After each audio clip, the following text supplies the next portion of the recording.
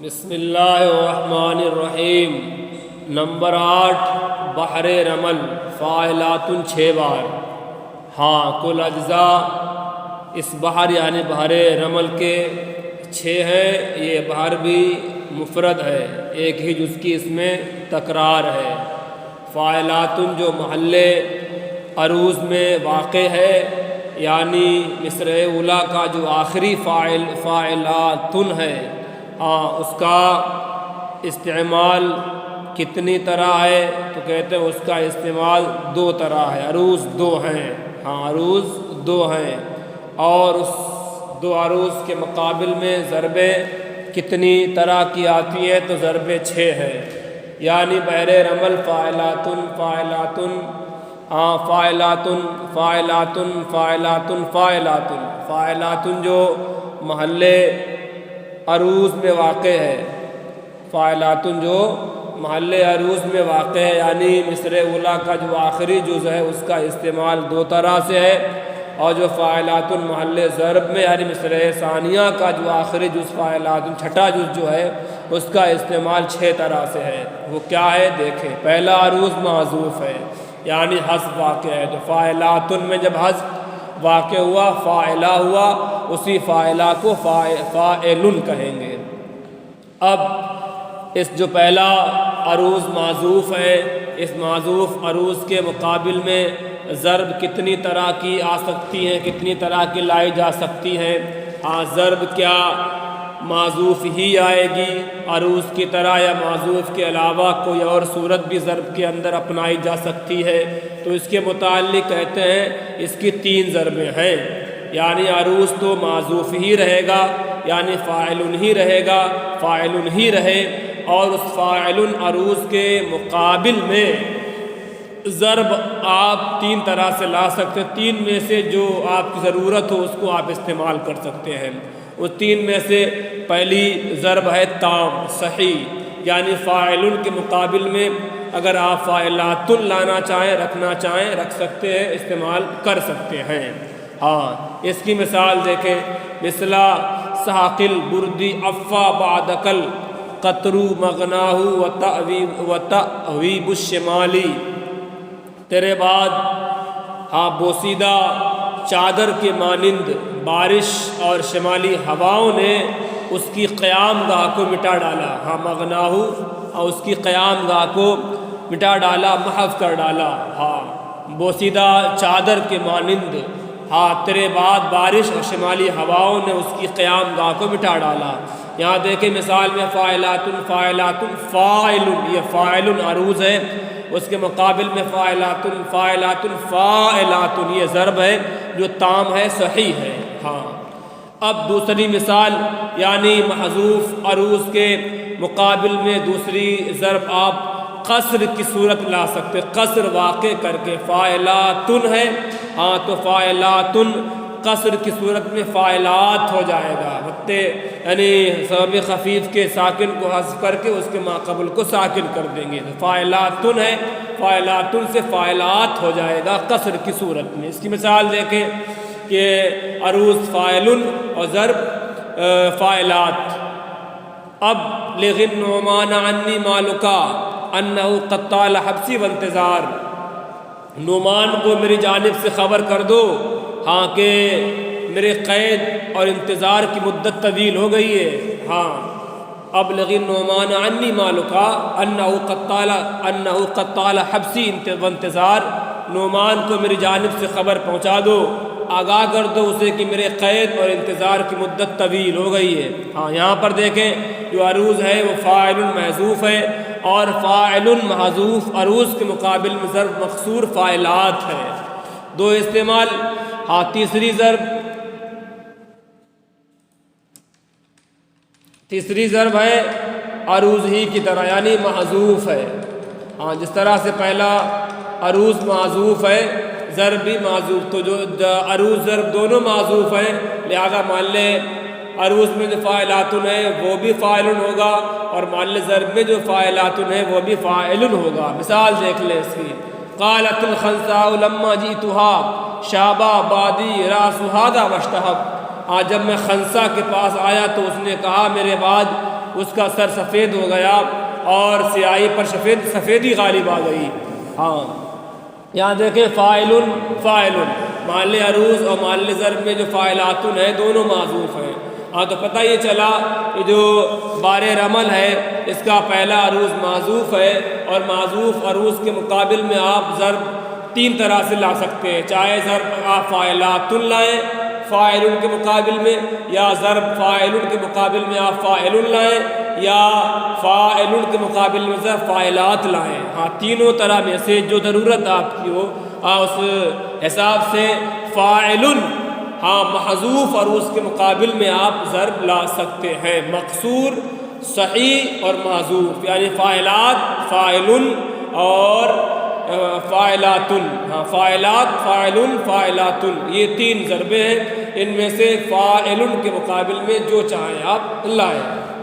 دوسرا عروض مجزو صحیح۔ ہاں جب مجزو کہہ دیا تو اب بجائے 6 اجزاء کے 4 اجزاء استعمال ہوں گے، اور پہلے مصرعے کا جو دوسرا فاعلات ہوگا وہ عروض کہلائے گا، اور دوسرے مصرعے کا جو دوسرا فاعلات ہوگا وہ ضرب کہلائے گا، یعنی 4 میں سے دوسرا عروض ہوگا اور چوتھا ضرب ہوگا۔ ہاں ایک ایک ہر مصرعے کے اخیر سے حذف کر دینے کا نام مجزو ہے۔ ہاں ایسے بیت کو مجزو کہتے ہیں۔ دوسرا عروض مجزو صحیح فاعلات۔ ہاں اس کی 3 ضربیں ہیں، یعنی مجزو صحیح عروض کے مقابل میں فاعلات جو مجزو صحیح ہے اس کے مقابل میں ضرب آپ 3 طرح سے لا سکتے ہیں۔ اول مجزو مسبغ تسبیغ باغ واقع ہے کیا؟ ہاں تسبیغ کی صورت میں فاعلات ہے کیا؟ فاعلات کی جگہ میں کریں گے آپ فاعلاتا اور نون ساکن آخر میں بڑھا دیں گے۔ ہاں یہی تسبیغ ہے کہ مد مجموع پر ایک ساکن بڑھانا، سبب خفیف پر ایک ساکن بڑھانا۔ ہاں تو فاعلاتن سے فاعلاتان ہو جائے گا۔ ہاں دیکھیں مثال مجزو صحیح عروض اور اس کے مقابلے مجزو مسبغ ضرب، یا خلیلی اربعا واستخبرا ربعا بعصفان، اے میرے دونوں دوستوں رک جاؤ، کچھ آگہی حاصل کر لو اس منزل سے جو مقام عصفان میں واقع ہے۔ ہاں جو مقام عصفان میں گھر منزل واقع ہے اس سے اس کی کچھ خبر گیری، کچھ آگہی، کچھ خبر لے لو۔ ہاں رک جاؤ، ٹھہر جاؤ۔ دیکھیں یہاں فاعلات یہ دوسرا فاعلات عروض ہے، اس کے مقابل میں ضرب کیسی ہے؟ فاعلات فاعلاتان۔ ہاں تسبیغ کی صورت، سبب خفیف پر ایک حرف ساکن بڑھا ہوا ہے۔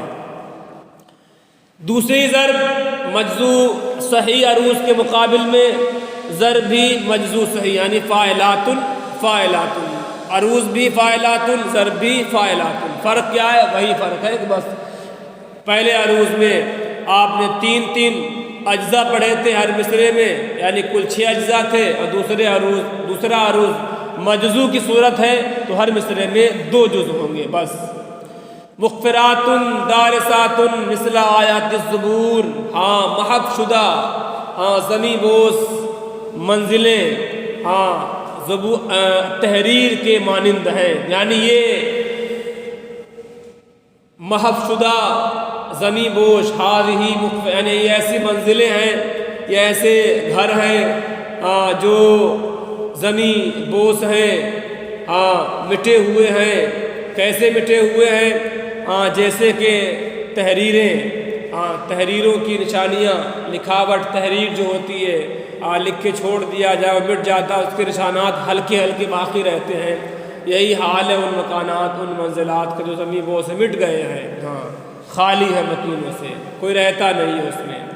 سو مجزو معذوف، ہاں دوسرے عروض کے مقابل میں جو تیسری ضرب ہے وہ ہے فاعل، یعنی حذف کی صورت۔ ہاں ما لما قرت بہ العینانی من ھذا ثمن، ہاں اس چیز کی کیا قیمت ہو سکتی ہے جس سے آنکھیں قرار پائیں، جس سے آنکھوں کو ٹھنڈک حاصل ہوتی ہو، وہ چیز وہ شے لا قیمت ہے، اس کی کوئی قیمت نہیں ہو سکتی۔ ہاں تو آپ نے بارے رمل کے دو عروض، پہلا عروض معزوف، دوسرا عروض مجزو صحیح، ان دو عروض کے مقابل میں 6 ضربیں پڑھی، پہلے عروض کے مقابل میں 3 ضربیں، ایک تام، ایک محذوف، ایک مقصور، یعنی فاعلات، فاعلات اور فاعلن، اور دوسرا عروض جو مجزو صحیح ہے اس کے مقابل میں آپ نے ضربیں 3 پڑھی، اول مسبخ یعنی فاعلات عروض کے مقابل میں ضرب فاعلاتان، اور دوسری ضرب فاعلات عروض کے مقابل میں فاعلاتن ہی، اور ایک ضرب معزوف یعنی فاعلات عروض کے مقابل میں ضرب فاعلن۔ تو پہلے عروض کے مقابل میں بھی 3 ضربیں ہیں اور دوسرے عروض کے مقابل میں بھی 3 ضربیں ہیں۔ فرق اتنا ہے کہ پہلے عروض کے مقابل پہلے عروض میں کل اجزاء کا استعمال ہے، 3 ہر مصرے میں، اور دوسرا عروض چونکہ مجزو ہے اس لیے وہاں 2 جز کا استعمال ہے ہر مصرے میں، یعنی کل 4 اجزاء کا استعمال۔